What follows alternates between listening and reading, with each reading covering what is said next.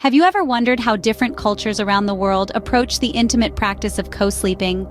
This question may spark curiosity in the minds of many, as co-sleeping, which refers to the practice of parents and children sharing a sleeping space, is a tradition that varies greatly from one culture to another. In some parts of the world, it's as common as having breakfast together, while in others, it's considered a dangerous practice. The contrast and diversity in the perspectives surrounding co-sleeping are truly fascinating and can offer us a wealth of knowledge about the innate human desire for connection and safety. These practices, steeped in centuries of tradition and shaped by distinct cultural nuances, have much to teach us about the unique ways that different societies nurture their young. So, whether you're merely curious or seeking to understand the broader context of this intimate practice, we invite you to journey with us.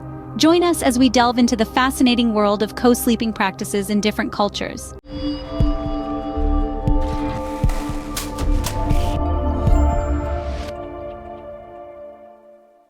In many Asian cultures, co-sleeping is the norm rather than the exception. This practice is deeply ingrained in societies from the bustling streets of Tokyo to the serene landscapes of rural India. Let's take a journey to Japan first, where the concept of kawa no ji, or the character for river, illustrates the typical family sleeping arrangement. The parents are the strong, steady lines of the character, flanking the child who is the flowing river between them. A clear depiction of protection and connection, wouldn't you agree? Beyond symbolism, this practice of co-sleeping, or oyako shin, is believed to foster a sense of security and emotional development in children. However, as with any practice, it has its share of critics. Some argue that it could potentially affect a child's independence. But it's essential to remember that cultural practices are deeply intertwined with societal norms and individual family dynamics. What works in one culture might not in another. Next, we traverse to India, where co-sleeping is not just a practice but a tradition passed down through generations. It's as natural as the monsoons that grace the Indian subcontinent each year. The Indian perspective on co-sleeping is based on the principle of samskara, which emphasizes the importance of early childhood impressions. It's believed that the warmth, safety, and emotional security of sleeping close to parents help shape the child's personality and emotional well-being. Again, there are dissenting voices that worry about issues like dependency and the possibility of sudden infant death syndrome, or SIDS. But it's important to note that co-sleeping, when practiced safely, poses minimal risk. In both these cultures, the crux of co-sleeping lies in the beautiful bond it helps forge between a mother and her child. It's seen as an extension of the physical connection they shared during pregnancy, now transformed into an emotional and nurturing one. The bond between a mother and her child is considered sacred, and co-sleeping is seen as a way of nourishing this bond. It's not just about sharing a bed, it's about sharing moments of love, security, and connection that last a lifetime. In contrast, Western societies often discourage co-sleeping. It's a perspective deeply rooted in societal norms and expectations. Here, the idea of a child sleeping independently from an early age is highly valued, and it's seen as a crucial step towards fostering self-reliance and autonomy. This preference for independence is likely influenced by the industrialization of Western societies, where efficiency, productivity, and individualism are revered. The notion of a personal space becomes an integral part of this cultural narrative, and thus, separate bedrooms for children are the norm. But there's another side to this coin, and that's the safety concerns surrounding co-sleeping. Fears about sudden infant death syndrome, or SIDS, and other sleep-related accidents are often at the forefront of a new parent's mind. The Western medical community largely supports these concerns, and many health professionals advise against co-sleeping for these reasons. However, it's important to note that these concerns aren't unfounded. Safety must always be paramount when it comes to our children, and there are legitimate risks associated with co-sleeping if not practiced safely. These include the potential for suffocation, falling, and overheating. Yet it's also crucial to remember that safe co-sleeping practices do exist. These practices involve creating a safe sleep environment, such as ensuring the mattress is firm and flat, avoiding soft bedding and pillows, and never co-sleeping on a couch or armchair. Moreover, parents who choose to co-sleep should be sober and non-smokers. It's also advised that only mothers should co-sleep with the baby, as mothers have a heightened awareness of their baby's presence even while sleeping. So, while the Western perspective on co-sleeping is often marked by caution and a focus on independence, it's not a black and white issue. Every family, every parent, and indeed every child is unique, and what works for one may not work for another.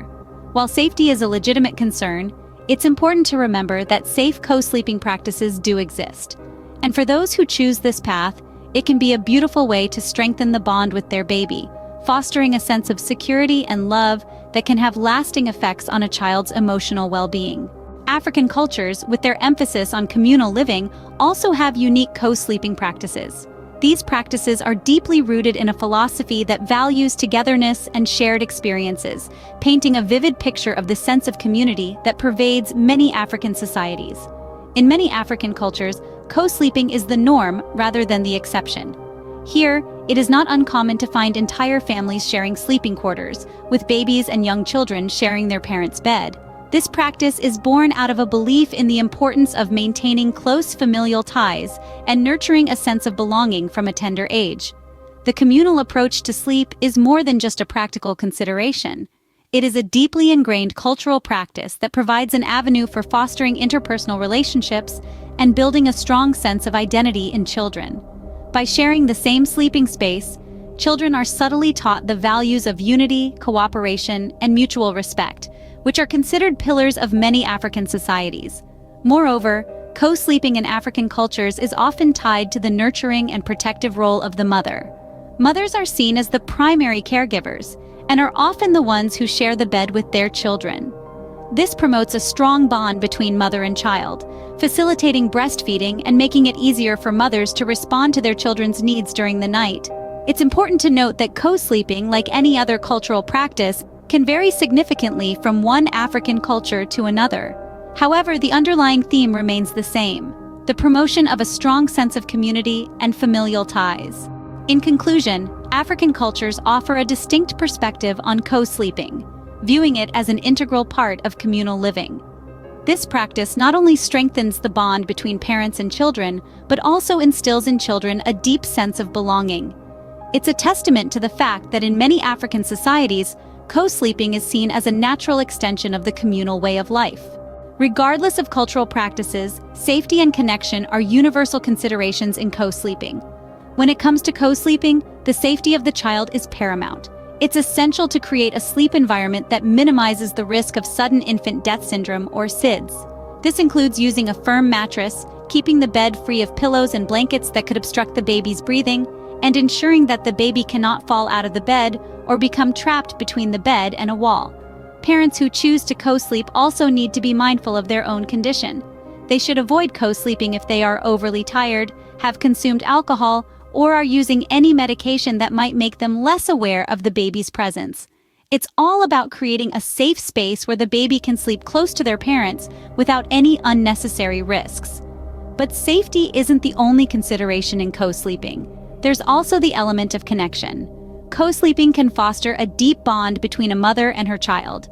This closeness can provide a sense of security for the baby and can make nighttime feedings easier for the mother. The physical contact and proximity can help both mother and baby to sleep more soundly, reducing stress and promoting better overall health. Moreover, this connection isn't just physical, it's emotional too. Co-sleeping can enhance the mother's awareness of her baby's needs and cues, leading to responsive parenting. It can also facilitate a strong attachment relationship, which is crucial for the child's emotional development. In essence, co-sleeping is about more than just sharing a bed. It's about sharing a bond, a connection that goes beyond the physical. It's about being there for your child, responding to their needs, and providing the security they need during these early stages of life. So, whether you're in Asia, Africa, or the West, whether your culture embraces co-sleeping or is more inclined towards separate sleeping arrangements, remember this: co-sleeping, when done safely, can be a beautiful and rewarding experience. While practices vary, the intent remains the same: to provide a safe and nurturing environment for the child.